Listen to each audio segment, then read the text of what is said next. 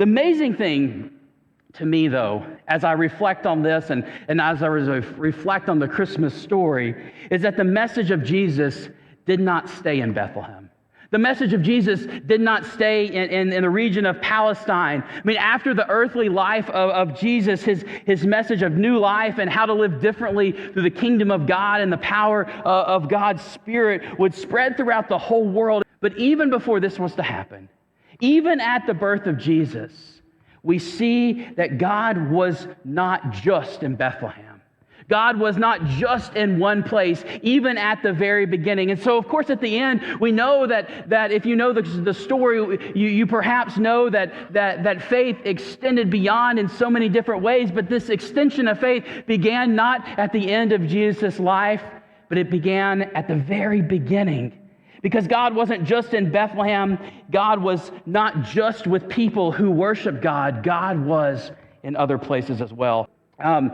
What is happening is that God shows up not just in Bethlehem, but God shows up in the region of modern-day Iran to some priests of the Zoroastrian religion. But God shows up to them, and they realize that something is happening or something has happened. And they want to be a part of what God is doing, and so they go and check it out. And they follow the signs that God gives them, which happens to be a star that is announcing the coming of the king. And the Lord sends them and on this journey, and as they get to the region of Palestine, this Roman region, they go and find the king, because they think, well, if a king is being born, surely the king is going to know about it. And so they go to this guy named King Herod. And what you need to know is that King Herod is not really a king. He's kind of a puppet king of the Roman Empire. And when kings hear, he's not having a son being born, by the way.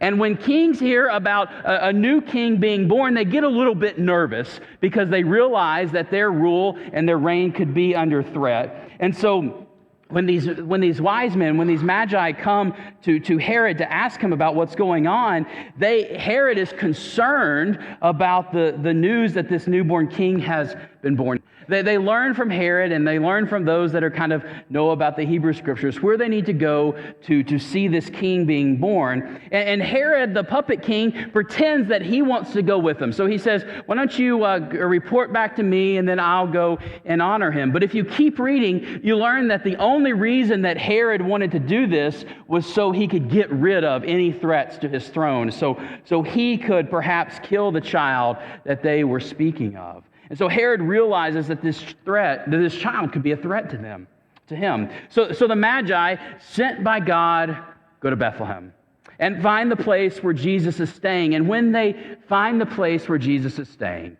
they are overcome. They are overcome by the presence of God.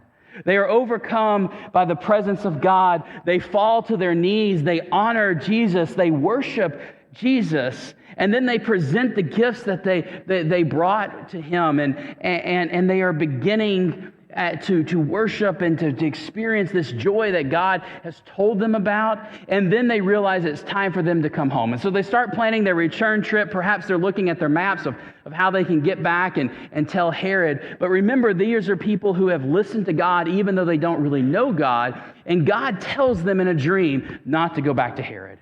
Instead, God tells them in a dream to go back another route to their home country so that Jesus can be safe.